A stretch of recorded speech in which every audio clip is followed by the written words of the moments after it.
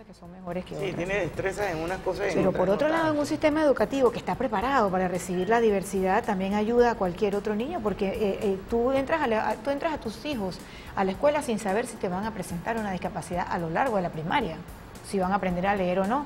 Tú crees que sí, pero hay muchas mamás que se llevan la sorpresa de que los niños tienen muchas dificultades para aprender, porque no todos aprenden igual.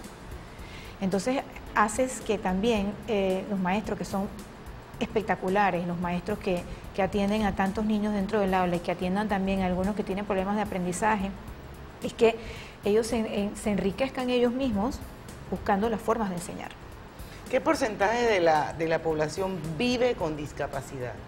En nuestro país es el 11.3% según el PENDIS del 2006 y comprende que ya el año que viene se cumplen 10 años de ese PENDIS. Y yo estoy casi segura que esa cifra tiene que haber variado. Quizás no para más o no sabemos tampoco. En otros países, y yo he participado en múltiples congresos, hasta en el Medio Oriente, sobre discapacidad y sobre inclusión. Te quiero decir, Diana, que hay cosas que interfieren. En Haití hay más discapacidad ahora, por ejemplo, porque hubo un terremoto.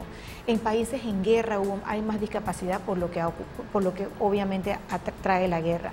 Nuestro país en 10 años no ha ocurrido un fenómeno que yo te pueda decir, ni ha venido una epidemia gigantesca que haya causado nacimientos de este tipo ni tal, pero sí te puedo decir que puede haber variado del 11 a 12 quizás, ¿no?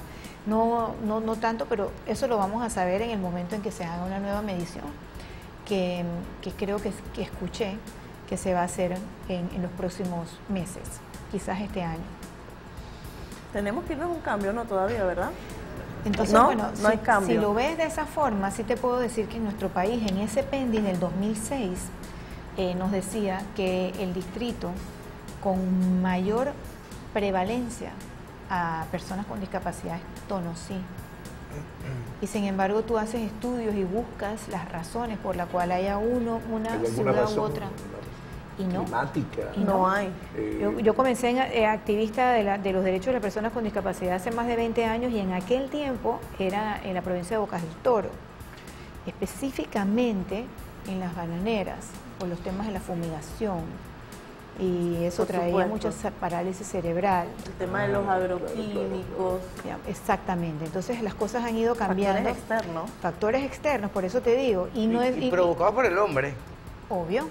Y hay otros que no, pues hay otros que, exacto, como te hablaba, ¿no? Bueno, la de la guerra sí es provocado por los pero el terremoto de Haití no, pues. Sí, y otros, y pues me imagino que después del tsunami, hay muchas cosas que pueden haber factores en el mundo, pero si volvemos a encajar en nuestro país y en lo que nosotros estamos viviendo ahora mismo, te puedo decir que son casi 380.000 personas, es mucho. Es muchísimo. Y eso tú lo tienes que multiplicar por sus familias. En las conferencias donde yo he ido, que hablamos de esto, yo digo, levanten la mano quienes tienen a alguien muy cercano, ni siquiera conocido, muy cercano en alguna condición de discapacidad, y tú no sabes cuántas personas levantan la mano.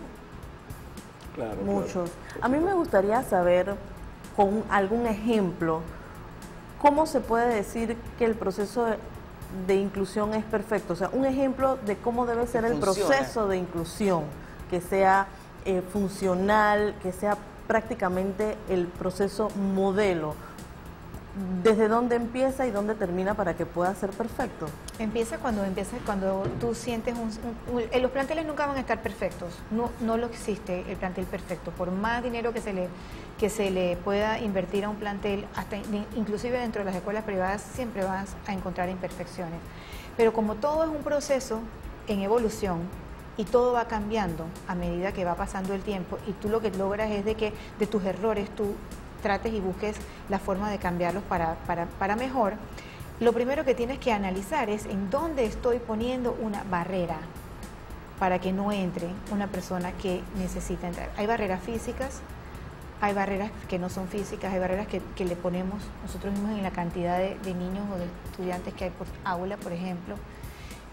Hay tres cosas importantes, que es la participación, es la presencia. El solo hecho de que ya vayas, ya la presencia es importante, porque con la presencia se logra mucho, se logra visibilizar, que hablamos, se logra llegar, ya se logra que la mamá se concientice también, porque es que no creas, una de las barreras también está en la familia. hay mucha protección. La gente protege a sus hijos porque los queremos. No queremos que se burlen de ellos. No queremos que les pase nada malo. Ese instinto de protección. Y eso es así. Y también es un tema de orientación familiar también. Es decir, cómo tú puedes evitar sobreproteger tanto a tus hijos. Él no puede, siempre le ponemos esa etiqueta. Exacto. Exacto. Le ponemos esa etiqueta. Nosotros tenemos que ir a hacer un cambio comercial.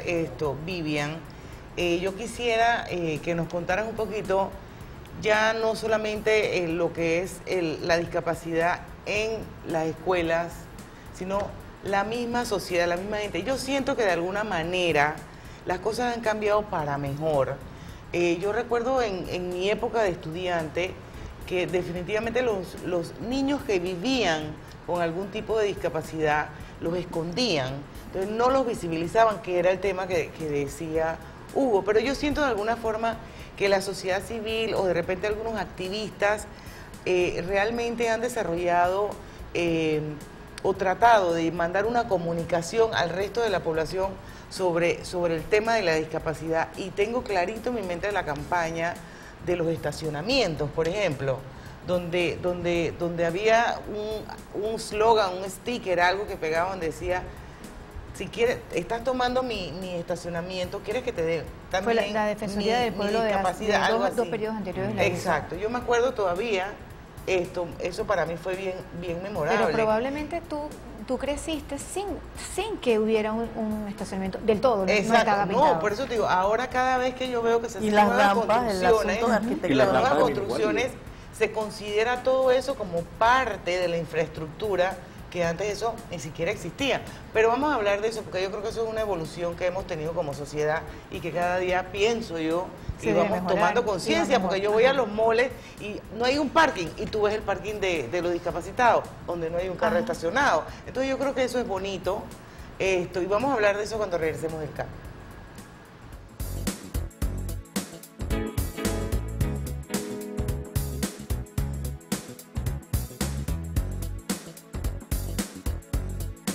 Yo veo que eso es algo que a mí me llama la atención. Bueno, mira, y ahora la gente con el Twitter ve un carro que está estacionado. En el Facebook ni se dice, te ponen la foto. Le ponen la foto. Sí, te ponen Porque la foto. yo me imagino que antes de tomar la foto uno se fija. Falta mucho por hacer. Discriminación contra niños persiste. Ajá, sí, es cierto que todavía existe la discriminación. Sí, eso es así. en el sistema, yo sé que lo dice por el caso de José Alejandro. Bueno, pero es que el tuyo, ¿sí? ¿Te lo discriminan?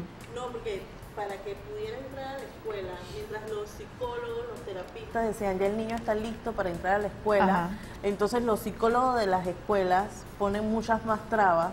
Si la idea es que él entre a la escuela porque le va a hacer bien la escuela, entonces nosotros el año pasado pasamos por el proceso de que nos pusieran muchas trabas para entrar, que los mismos psicólogos decían o pueden decidir con una sola sesión, decir, no, el niño todavía no está listo, o no nos parece que él pueda venir, o tiene que traer un tutor que puede costarle como más o menos entre 600 a 900 dólares mensuales. Entonces como que el sistema mismo te boicotea, te está dando más trabas cuando sus propios psicólogos que lo han visto desde muy bebé dicen, ya él está listo para ir a la escuela. Entonces, Alex debe escuchando ahora mismo. Sí, debe ser que porque no se alinean, Vivian. @, pauta en radio. Sí. Arroba. Sí, pero por un lado el psicólogo dice que está listo, pero por otro lado... Y los otros psicólogos, el departamento... Que son demasiados.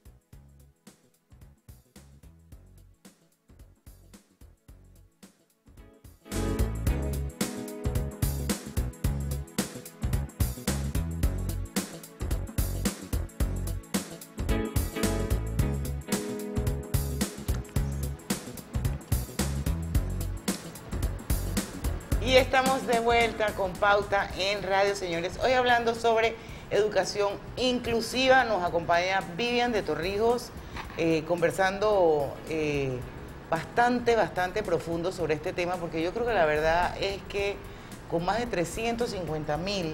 Más de 370.000. 370.000. Hace casi 10 años. Wow, hace casi 10 años. Yo creo que definitivamente es hora de un cambio en el sistema educativo, un cambio en el proceso de inclusión, un cambio de nosotros como sociedad. Y antes de irnos al cambio, yo recordaba una campaña publicitaria que fue de la... Era la Defensoría del Pueblo, Defensoría del Pueblo. Y siento que de alguna manera eso nos caló, eso y muchas otras cosas, porque hace las redes sociales... varias administraciones antes, la Defensoría del Pueblo, no recuerdo si fue hace como 15 años, esa de que... era sobre los estacionamientos, sí, ¿no? pero eso no hace tantos años, sí. Vivian. Bueno, puede ser, hace como 10 años yo creo, sí. Donde salía eso que si quieres mi estacionamiento, si también quieres mi discapacidad. Mi discapacidad, entonces yo pienso que esa era te una ponía manera, a pensar. Exacto, que te ponía a pensar. Y pienso también que, por ejemplo, las redes sociales, que siempre lo veo, cuando alguna persona se estaciona en un estacionamiento que está destinado a una persona con discapacidad. Participación ciudadana. Exacto, le toman la foto, la suben en Facebook, la ponen en Twitter. Pero eso se llama visibilización, Diana, por eso decíamos y hablábamos en los segmentos anteriores que eso era clave. Igualmente ahora a través de las redes sociales, cuando estábamos en el break, de los comerciales que son tan importantes para la sociedad y el mundo, entonces había gente en las redes sociales que me estaban escribiendo y hablando que en verdad, por más que uno diga que es así, que es la dignidad que está, la práctica te lo hace difícil. Y yo conozco padres de familia que pueden pagar escuelas privadas, que pueden pagar tutorías, que pueden ayudar y que les es dificilísimo conseguirle cupo a sus hijos con algún grado de discapacidad para entrar al sistema educativo. Imagínate lo mismo que podemos entonces pensar en la escuela pública también. Exacto. ¿Me explico? O sea, se ven en todas las partes y hay gente que a mí me paran a veces y me dicen, yo tengo la ley 42 abajo del brazo y he ido ya a 10 escuelas con mi hijo que puede tener cualquier discapacidad. Y escuelas que se dicen inclusivas. Sí. Es un tema de prejuicio. Pero entonces automáticamente te dicen que ellos también tienen el criterio de poder escoger o no al niño que va a entrar al colegio. Le ponen o sea, cuotas, nos reservamos el derecho de admisión. Lamentablemente eso es lo que vemos condicionan siempre. la matrícula. Sí. Eso es lo que yo he escuchado de múltiples y no es bueno tampoco mencionar cuáles son los planteles, porque también te puedo decir que hay muchísimos planteles inclusivos abiertos y que al contrario lo que quieren y lo que ven es como una oportunidad para que todos aprendan de la diversidad. Y para la diversidad. Pero es difícil, entonces si se nos pone difícil, pues hay que hacer la lucha doble. Y uno tiene que energizarse uno mismo, mira, conseguir la positividad de donde no la encuentres y salir nuevamente al día siguiente con otro plantel y con otro, hasta en el momento en que des con lo que tienes. Hasta que encontramos. Te atajo allí. La verdadera política del Estado no está en unificar criterios. Por eso dije que la institución nos encontramos con el criterio de un psicólogo, el criterio del otro, el criterio de la escuela. ¿Cómo hacer para que haya una política única y universal dentro del Estado? ¿Cuándo van a entender los Estados que debe haber una política de Estado en ese sentido? Y que todos los apoyemos. Claro. Y que todos lo apoyemos. Y que todos lo apoyemos. Te decía que era una institución clave porque no pueden ser islas, hablamos de eso también, ¿verdad? Exacto. Que uno manda por aquí un segmentito, el otro manda por acá otro segmentito y como son cuotas de poder. Estancos, ¿no? Sí. Y son cuotitas de poder, entonces no se ve, no termina de verse. Y volvemos y seguimos con el mismo status quo. Se logró cambiar un poco la filosofía, visibilizar y todo con la creación de Senades, que para mí fue formidable. Primero fue adscrita a la presidencia como una secretaría de la presidencia de la República, como lo fueron otros programas, y luego fue una institución, que hoy día es una institución, con empleados públicos que están todo el tiempo verificando y chequeando las instituciones como el Ministerio de Trabajo, porque hablemos también de la inserción laboral. Exactamente. Aquí se hacen ferias de empleo, en donde la empresa privada, muy organizadamente y con el apoyo de Sumarse, que ha hecho un trabajo increíble, por eso les doy la propaganda. Y el mérito. Porque en realidad no todo el mundo lo hace, congrega y convoca a empresas a que pongan a disposición de las personas con discapacidad sus empresas para que ellos puedan llenar sus currículums. Más personas con discapacidad trabajando. Y se ha avanzado, claro. se ha avanzado mucho en eso, sí. mucho. Se ha avanzado, sí. pero nos falta, cada vez que yo voy al aeropuerto de México, la Ciudad de México, en el aeropuerto digo, ay, nos falta mucho. Todos los que te atienden están en silla de ruedas, del equipo de personas que trabajan con atención al pasajero. Es decir, el que te ve el pasaporte y te dice, sí pase, sí tiene su visa, o sí tiene todos. Te recibe cuando tú vas a presentarte, después que ya te hiciste tu chequeo, un equipo de soldados en sillas de ruedas que están allí para trabajar dignamente. Y están visibles.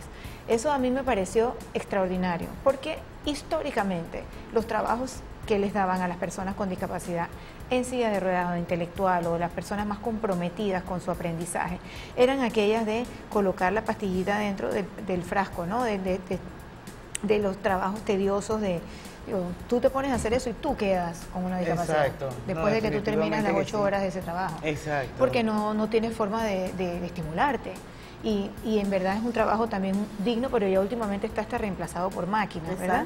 Así que, y si eso tuviera diferentes cambios en las horas, y hicieras unas cosas y después otras, pero todo el tiempo en eso mismo. Muy robotizado. Entonces, ahora ha cambiado la cosa, hay oportunidad, y hablando de la inserción laboral y hablando de SENADI, pues de esa institución que tiene la facultad y la responsabilidad de mirar que eso se esté dando, es ser como centinela de que las instituciones que nos rigen, las que están por intervenir para que esta población esté atendida, lo haga de una manera rigurosa. ¿Qué país de la región puede ser de ejemplo para nosotros de llevar a cabo un proceso de educación inclusiva correcto? En mi experiencia hay muchos, pero en educación inclusiva es Canadá. ¡Wow! En educación ni siquiera en Estados Unidos, porque en Estados Unidos... Estados Unidos no es inclusivo, no. No es el mejor ejemplo. No, te voy a explicar por qué. Porque cada estado se rige por su gobernador y tienen políticas educativas distintas. Distintas. Entonces no hay una política completa Canadá. Como país. No es homogénea, no es homogénea. ¿Y Canadá por qué? Ni siquiera han firmado la convención todavía en Estados Unidos. Canadá fue radical. Canadá dijo, se acabaron las instituciones segregadas y fuimos. Cuando nosotros comenzamos con nuestra inclusión y usamos un piloto de 61 planteles, cuando mi esposo terminó el periodo ya iban 700. Comenzamos con 61, terminamos 700. Con la idea de que el gobierno que siguiera pues tenía que duplicarlos, triplicarlos y al final tenerlos todos, ¿no? Esa era la idea. Canadá nos decía al principio, porque conseguimos asesores que lo habían hecho muy bien y parte de ellos eran canadienses y nos decían, ¿por qué 61? Esto es todo. Tiene que ser radicales, muy radicales en su